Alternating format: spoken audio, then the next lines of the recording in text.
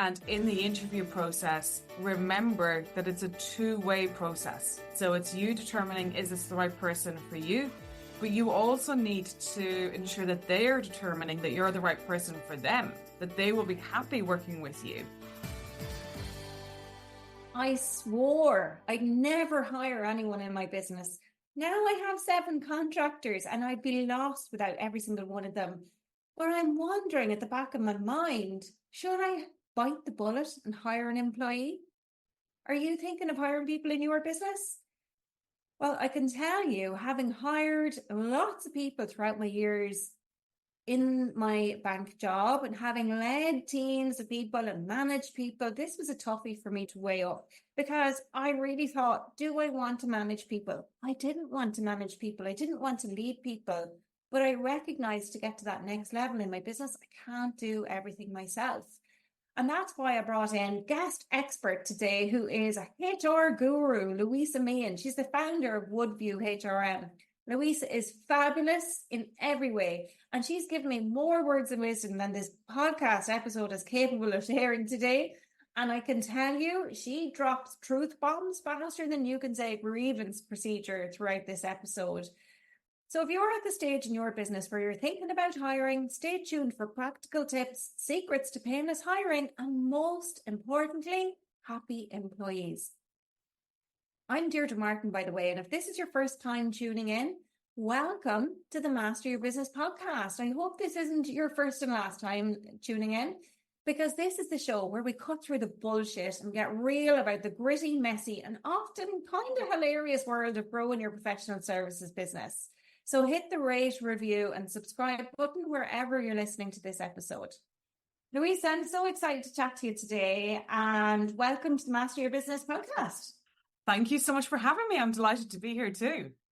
Well, we've been chatting before we hit the record button thinking, oh my gosh, what are we going to talk about? Because there's so many nuggets of wisdom that you can bring, which we could talk all day, but we won't. What we're going to talk about, we decided, was for people who've never hired anyone before, what should they do? How do they start? Tell us the things.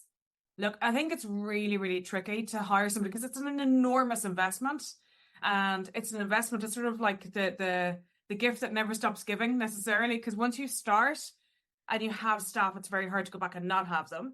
But equally, once you have staff, if it doesn't work out, it becomes really, really complicated. So I think there's a fear factor involved in hiring people. When I'm talking, say, for example, if you're a consultant or you're currently working by yourself completely, where I would start is don't hire anybody. Make sure that you're comfortable in delegating tasks. Make sure maybe have a virtual assistant who does a few hours for you, or different experts with different aspects of what you're not good at, like marketing, for example, something I'm not good at. Have someone to go do that for you. So get used to that process of handing over small tasks to other people. Build up your skill set on that. Once you've done that and you're at the point whereby in order to move forward, you need another you, or you need a mini you, then you need to step back and say, okay, now I might need to hire someone. The first question is, do you hire an employee or do you get a contractor? And they're very different things, and their rights and entitlements are very, very different.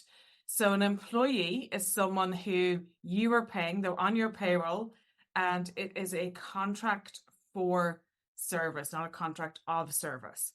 A contractor might do the same work for you, but they're working for themselves. They invoice you, you pay an invoice, and off they go. You're not responsible for sick leave, annual leave, maternity leave, all of the other cohort of leads. We could be here all day talking about just leave options. You're not as tied to them. But with a contractor, what I would say is you need to be really careful that a contractor is really, truly a contractor. If they are working exclusively for you, if you are controlling their work, if they are an integral part of your business, if you approve annual leave or you agree it, if you cover some pay when they're sick, if they start, you're providing them with the tools and equipment to do their job, maybe they're coming and working in your office with you, all of a sudden you're veering very much into the territory of employee, and you can protect yourself better with it being an employee to a contractor. If it is an employee, a contractor is great where you want to outsource chunks of work. So, for example, I do workplace investigations, workplace disciplinaries, grievances, all that kind of stuff. And one of the things that I do in meetings is I record serious, not every meeting, but serious meetings. I record them on a dictaphone from the 1950s. And I have that sent to a legal secretary who transcribes it. So I don't have to do the transcription. So I might meet somebody for 4 hours. That might take 10 to 12 hours to transcribe. I don't want to do that. It's not a good use of my time. So I outsource that. That works really, really well. With an employee, you're going to give them a wider range of tasks and they're going to work directly with you. So if we have established you definitely want an employee, what do? You need to start with your basics. Before you even go out to market, what are your terms and conditions of employment going to be? And do you have a contract of employment? At a very basic level, you need a contract of employment and have that in place before you have the person in place, because you're hiring for a role, you're not hiring a person. And so it's not your best friend. Yeah, that's a really good distinction there, I think. You're hiring for a role, not hiring for a person. You're not hiring a person. It can work beautifully for it to be a friend or a family member or someone that you trust. I've seen that work beautifully. I have also seen it go horribly wrong. And when it goes horribly wrong, the ricochet is huge. Think of that like pebble in the middle of a pond. It goes everywhere. So you need to be really cautious. It's not that I would say never do it, but I would be really, really cautious, because once somebody is your employee and you are their employer, you are in a more powerful position to them. And therefore the dynamics of your relationship fundamentally changes. Okay, so there's certain things that you can't do or can't say that you can with a friend. The Louisa who's hanging out tonight with some of my friends having a glass of wine is a bit more relaxed than the Louisa who turns up at work. And that's just the reality. And it's the reality for all of us. So you need to be really careful. So you need to have your contract and you need to have your terms and conditions. If it was your first ever employee, look, maybe you're making millions and millions and you can afford to pay them whatever you want. Most people I deal with, it's a massive leap to go from no employee to one employee. So at the beginning, at least, until they start bringing in their own income and sort of supplementing what you're doing and paying for themselves, I would suggest that you just do the statutory minimum legal requirements across the board. And you can enhance at any point. But if you go in with enhanced terms and conditions, you can't pull back. So you can give whatever you want, but once you've given it, it's really hard to take it back. Yeah. So until you're established, until you know what you're doing, I would go basic statutory requirements, a reasonable salary for whatever the job is that you have, whatever the industry, sector, etc. that it is. There's different, there isn't I can't say hire somebody at 30 grand or hire somebody at 100 grand. It just really does depend on what you're doing as to what's appropriate. But that lovely saying, which is probably inappropriate, of if you pay peanuts, you get monkeys. Like there is an element you have to pay. If you want someone to come and to give their time and energy and do reasonable work, you have to pay a reasonable salary for that skill set of whoever is coming in your door. But you don't have to give all of the additional surplus benefits.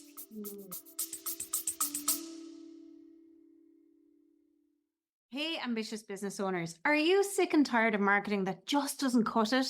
Feeling like you're shouting from the void in social media, wondering why your competitors are killing it while you're stuck in the mud? Well, I've got some freaking great news for you. It's time for you to stop shitty marketing and start fucking nailing it. If you're ready to ditch the guesswork and finally attract those dream clients, then listen up. I'm introducing the Business Accelerator Mastermind, your rocket ship to client magnet status and serious cash flow. It's time to break free from those quiet crickets and unlock the next level in your business. Now, I know you might be thinking, Deirdre, just another mastermind. What's so special about this? Well, it isn't your average program. In Business Accelerator, we cut the fluff and get straight to the good stuff. We'll talk about magnetic messaging, where we're crafting a message that actually connects with your ideal clients, making you stand out from the copycat crowd. We're going to turn your business into a client attracting machine. And what I mean by this is turning your social media into a lead generation powerhouse that works for you, not against you. And we're going to work on your thought leader status by establishing yourself as the go-to expert in your field, the one that everybody wants to work with. And the best part, Business Accelerator is for action takers. So if you're ready to break out of that 100K income ceiling where you've been stuck and you're ready to unleash your business potential, well, then you belong here. You don't have time for wasted efforts. You need a proven roadmap to success. Think of Business Accelerator as your marketing secret weapon, where you're going to get ready to transform your business with the BMC method. You're going to get personalized support and a community that's got your back. You can say goodbye to any marketing misery and hello to confidence, hello to clarity, and hello to a thriving business. Okay, I get it. Hearing it from me is one thing, but how about this? For a long time now, I've had this goal of hitting 20K in 1 month. And so if all of that pans out, the total revenue plus projected revenue comes to around 36,750 USD. Ready to ditch the frustration and finally see the results you deserve? Well, Business Accelerator is your ticket to success. Applications are open right now, but only for those willing to put in the work up front. Visit www.deirdremartin.ie/Business Accelerator to see if you've got what it takes. Actually, it's interesting. I've been reading the book Buy Back Your Time. And one of the things that Dan Martell, the author, talks about, the first person to hire is an administrative assistant to free you up your time so that you can spend your time doing the valuable things in your business. So those could be your sales and marketing. It could be the delivery that you do with your clients. But when you're not doing all of those transcription things like you talked about, that's 10 hours back of your time where you can be client facing. Exactly. And I've heard people describe them as you shouldn't be doing a €20 task or a €25 task when your client facing stuff could get you €150 or €500 or however much. So I think that makes a lot of sense in terms of what you're saying there. And that employee could be full-time, right? Could they be part-time too? Absolutely. Look, the hours, you can determine the hours. And actually, it can be incredibly beneficial to start with part-time and build it, as opposed to starting with full-time. It's harder to, again, go back. And as a woman and as a mum with kids, you can actually find some incredible talent who want to work, maybe they want to work school hours. So they might want the summers off, they might want midterms off, all that stuff. And they only want to work 4 hours a day.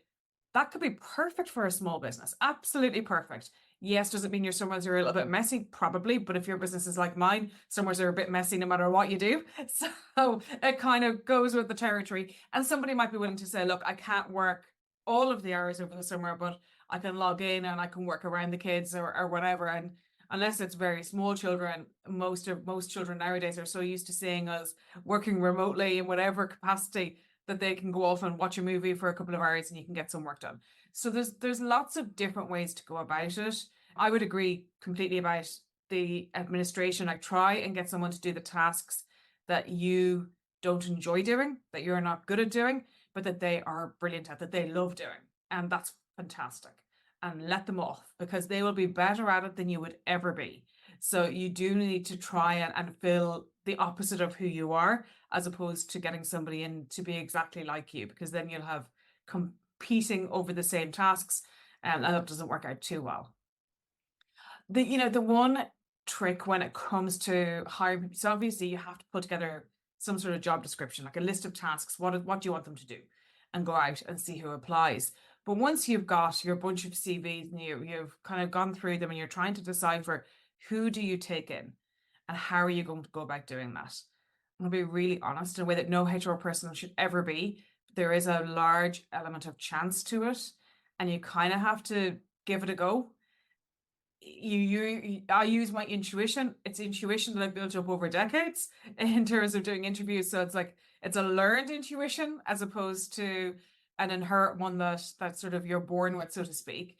But it is important that at some point you have to go out, interview, figure out who you feel would be the right fit for the organization.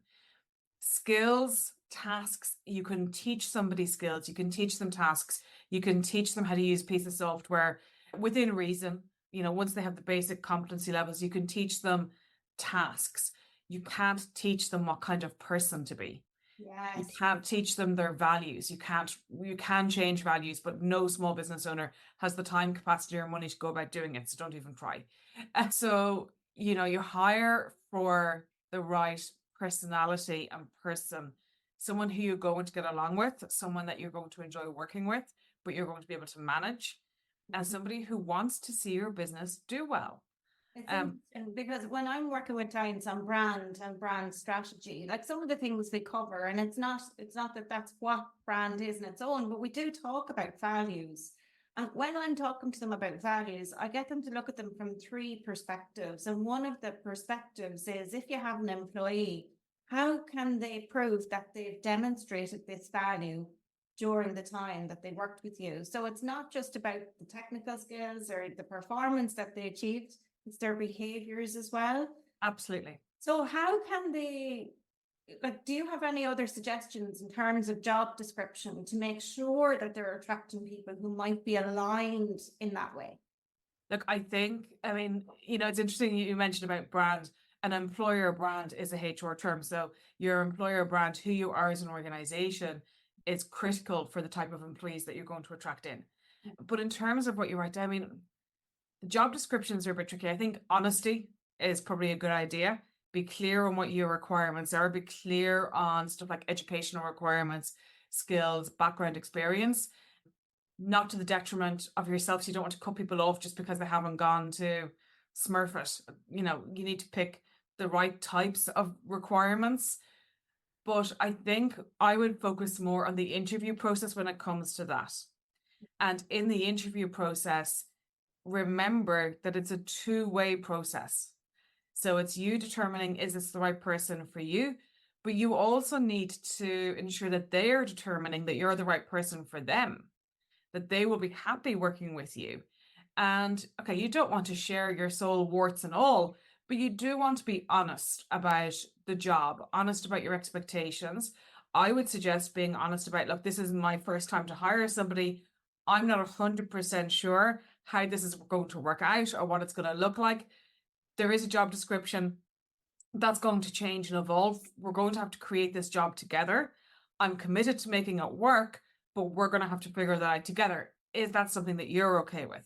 Because not everybody is. Yeah, I love that. But I think it's so important to set expectations at the start, because isn't that one of the main reasons relationships break down? It's because somebody's expectations weren't met. Absolutely. I know setting expectations is a fundamental component of any aspect of HR. Be clear on exactly what it is that you're looking for. You do not want them to have to read between the lines or figure it out or join the dots or any of those things. You want it to be crystal clear. I need you to do this, this, and this. This is the time frame. This is the quality of the work. This is what it looks like. And of course, provide them with the supports. Not everything is going to happen perfectly the first time or the second or maybe even the third or fourth. But you need that clarity to begin with. Otherwise, where are you going? You're lost before you start. So you absolutely need to have that clarity from the get-go. And being clear for yourself in terms of who do you want to have working for you? Because I'm working for myself now for a long time. It's over a decade since I left my corporate life. And I work with people all of the time, but in a way whereby I can go away as well. And when I've had enough of them, I can step away from the situation. So that works out really well for me. And I sometimes think if I had to go back into an office environment or into an environment where I was working with the same person or people 5 days a week, 40 hours a week, I don't know how I would cope or if I would cope with it because it's been so long. So it's a very intense relationship. And you do need to give it time and consideration in terms of compatibility. And just you want to enjoy each other's company without being friends. That's not what I'm talking about. I am talking about it from a professional perspective, but you want it to be a pleasant environment, a pleasant working experience. Another question in the modern world, and I don't know why I didn't think of it earlier, considering you're in your fabulous home and I'm up here in Wicklow, is do you want this person working on site? Do you want them to be remote? Do you want it to be hybrid? Are you really not sure either way as to what it is? And if you're not sure, then I would put into the contract that you want it to be in person with some degree of hybrid work available as and when it suits the employer, but be clear about that. Even if at the beginning they're working from home 100%, be clear in the contract and be in what's written down and in all of your communications that the work will be based at a premises as soon as a premises has been identified, or at any time at which it is your requirements of the, do you want them to be available between 9 a.m. and 2 p.m. or do you not mind when the work is done? So being really clear about those things from the beginning is critical, because if there is any degree of ambiguity, then the employee trumps the employer, really. So if you end up going into WRC and there is ambiguity or a lack of clarity, then you are the employer. You are, that David and Goliath, you're Goliath. Be under no illusions, they're David. So you have to be seen to protect yourself from the get-go. And just on that, Louisa, some people who are listening may not be in Ireland. I have listeners from all over the world. Of course, sorry. Is there an equivalent of the WRC outside of Ireland, in the US, Canada, and UK? Yeah, no, there is. I mean, every country has an equivalent. So basically, it's whatever the legal framework is outside of your organization that you go to for employment-related issues or problems. So it's the court system, whatever that is. So here, the WRC is the Workplace Relations Commission. I'm so used to it, I apologize. But in every country across the world, there is somewhere that an employee can go to if there is an employment problem. And once you go there, if you're the employer, you are seen as being the more powerful entity and person in that dynamic. So when you're writing stuff down in your contract, when you're keeping track of your minutes of your meetings and setting your expectations, your goals, all of those things, they absolutely help you, the employee, in terms of giving them clarity, but they protect you as the employer because you're the one in the vulnerable position. Yeah, that makes sense. That makes sense. Okay, so let me recap really quickly what you said so far and then see what comes next. So what you said is start with the T's and C's in a contract of employment. Step 2 is to look at basic minimum statutory legal employment details, pay a reasonable salary, or be prepared to pay a reasonable salary. Yeah. Have your job description done and ready and leave no element to chance. Interview is a two-way process. So look for skills and tasks, but equally look for behaviors. Set expectations really early on, even in the interview stage or before in the job description. Yeah, you're not friends with this potential employee, but yes, you do want to create a pleasant environment and working experience for both of you. And then finally, on-site, remote, hybrid. There's no perfect answer to that one, but have thought through it before you proceed. And if I was hiring somebody, what I would do, certainly at the beginning, and what I would advise someone to do is to hire somebody in on either a 6-month or a 12-month contract, so that you're giving yourself a get out of jail clause. You can't do that the whole way through if you start hiring lots of people and you have permanent jobs or whatever. But at the beginning, you're just testing the water. At the end of the day, any employee that you bring in, particularly to a small business, they have to do a function, which means that they're paying for themselves. And paying for themselves doesn't mean that they're bringing in the equivalent of their salary or allowing you to bring in that much extra. But they probably need to be bringing in their salary plus about 50% to cover the costs of having them and to allow you have some profit from having that employee there. Otherwise, you really need to sit back and question, is there a benefit? You don't want to grow your business and your responsibilities and your accountabilities and the pressures and anxieties and everything else that comes with it without a payoff. So the payoff doesn't have to happen in the first year, but it needs to happen. So you need to be sure that by bringing this person in, you're going to be more profitable within your organization. And if they're costing you 50,000, I would say that, and this is just rough numbers, but I would say that your business needs to be bringing in an extra 75,000 to cover the cost of having that person there in the first place. Now, obviously, taxes and requirements in different jurisdictions might fluctuate that a little bit, but it's a very rough figure that I'm talking about. But you do need to be allowing for that wriggle room. And some organizations would double it. So if you're bringing somebody in that's costing you 50, you need to be adding 100 into the turnover within your business to accommodate that. Another thing that I do, and certainly this would be relevant within Ireland, the UK, the US, and any country where there is a redundancy payment scheme in situ, should somebody be let go. Now, this is a little bit like a wish list item, but I do recommend it. If you have an employee, insofar as is possible, try and also be building up a small nest egg of an emergency fund.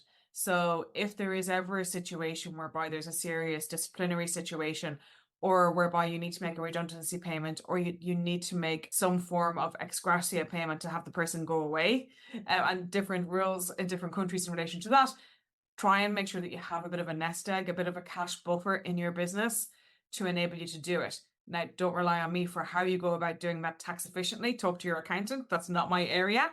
But, employees can cost a lot of money in a very short time frame unexpectedly. So trying to have a small amount, even if it's that you're saving 5% of what you pay them every month, and it's going in as some sort of buffer for employee related emergencies, it will help. And overall, if it's all there when you're selling your business, or at particular points, if there's large sums in there, then chuck them into your pension scheme or something like that. But I would have some form of a buffer there in case it's needed, because I see the tough times when it is needed, and when small organizations are left with hefty bills for various different reasons, that can be hard to navigate. That makes sense. And let's say then, okay, so you've done your interviews and you think you found the right person. Very quickly, Louisa, like what would you say are the top 3 things as a new employer that you should do immediately to help this new person integrate into your business quickly and as seamlessly as possible? So contract and policies, first and foremost. Set goals and expectations. Obviously, they need their tools and equipment, whatever that might be, depends on your business. And then put in place some form of induction and probation process. Now, if it's just you and you're hiring your first person, their induction process is very likely going to be following you around for the first few days or whatever it is. And that's fine. That's a perfectly fine induction process. But have a probation process in place. So meet with them, after the first 4 weeks, after the first 3 months, after the first 6 months. And if it is not working for you during that probation period, trust your intuition and address the matter during that probation period. Do not let it fester. Within Ireland, there's certain rules around it. Different countries have different rules around what you can do during that period. But in almost all countries, it is easier to address an employment situation during a probationary period than at any other point in employment. So do not ignore concerns. Okay. For the most part, it works out. For the most part, it's brilliant and it's a really, really good investment. It's just, you talk to people like me when it doesn't work out. And I would say don't ignore the niggles. And most of the time when I'm dealing with big problems and I talk to managers, if they're honest, there were niggles during probation. Okay. So don't ignore them. Right. That makes sense. It's a little bit like red flags when you're dating somebody before you get married, right? Yeah, exactly. And the thing is that once we commit to hiring somebody, it's a huge decision to make and it's a huge commitment. So therefore we want to prove to ourselves and to the world that we're good at making decisions and we made the right decision. And so this is the right person and we're going to make it work. But you know what? The best recruiters out there in the best organizations who are doing this day in and day out get it wrong sometimes. What matters is being willing to assess the situation based on what you need. And sometimes having someone come in, it's not that they're a bad employee, but sometimes they're just not the right fit. And it just isn't working. And that might actually enable you to go, I really appreciate what you've done to help me. However, this isn't working out for me. And then you can go back out to the market and say, now I know what I don't want. Yes. So because I did that with boyfriends before I finally met them. Well, that's right. That's where I went wrong, obviously. But don't tell my husband. But yeah, I think like it's really important that you have to kind of figure it out. And sometimes you can be lucky and that can work first time. And sometimes it's not that the person is a bad person or a bad employee or not valuable, but sometimes it's just not the right fit for your organization or for your situation. and being brave and saying it before it becomes an issue is absolutely what I would advise. That makes total sense. Louisa, you have summed up how to go about hiring an employee really, really well, really quickly too. So tell me, as we wrap up, what are the key takeaways or suggestions or anything else that you'd like to add for listeners around this topic? I think, move forward with caution, because employees and HR and everything HR related is, for the majority of organizations, it is the single biggest investment you'll make. So, you might be sitting there in a situation where you've spent an enormous amount of money on equipment or tasks or produce or whatever it is. And you might be listening to me going, she's having a laugh. She doesn't know what she's talking about. Actually, it doesn't really matter what you do. Employees are almost always your single biggest liability on your balance sheet. They're also your biggest asset. Okay, so the current terminology is talking about it as human capital, because they're your single biggest investment as well, and they will bring about the most amount of growth and opportunity and development. So that's amazing. But there's a great old saying, everything comes at a cost. So tread with caution, take your time, talk to a professional if you need to, talk to other business owners who have done it before, because they will share their scars with you quite happily, but tread with caution. Love that. Love that. Louisa, thank you so much for joining us in the Master Your Business podcast. No, thank you for having me. I'm going to share all of your links and contact information in the show notes, but tell us what's coming up for you. What's happening for Woodview HR? Well, I am up to my eyes at the minute with investigations and mediations and grievances. So believe it or not, I am taking a little rest next week. I'm taking some time out with my kids for the Easter break, and I cannot wait. So focusing in on I suppose dealing with conflict in the workplace will be something that I do a lot of work with, and then teaching and training around that. And in my off time or my fun time, I'm doing some work, sort of doing MC work and on panels and panel discussions, which I know you have been at some of those in the past. So I enjoy doing that as well. Yes, and lots of radio interviews too, Louisa. Yes, I keep forgetting. Yes, lots of radio interviews. So I'm on News Talk fairly regularly, and I'll be on News Talk again on Saturday morning, Easter Saturday, and I'm on East Coast FM. I had my first ever live broadcast last week with East Coast FM, so that was a lot of fun. Yeah, cool. Louisa, thank you again, and I'll talk to you soon. Thank you. Whoa, my brain is buzzing. Don't you just love Louisa's no nonsense approach to what we just talked about? It's really, I think, what we needed. So let's just recap a little bit first into what our wisdom was. So here's the lowdown on mastering your HR game. Hire smart, think skills and values. The right person is worth a little training. Start with basic pay and benefits. You can always sweeten the pot later on if need be. Check in like crazy, especially during the probation period, because don't overlook any of those red flags. Do the maths, make sure your employees bring in enough books to cover their salary and a whole lot more. And termination funds. It might sound harsh, but life happens. So it's better to have a cash buffer ready if things go south. So before you head off, here's some homework. And to put into practice what Louisa spoke about, first thing is delegate. Start freeing up your time by outsourcing tasks to contractors. And probably that first person you need is an administrative assistant. Second, get a basic employment contract ready before you even think about hiring. So maybe start looking into that now.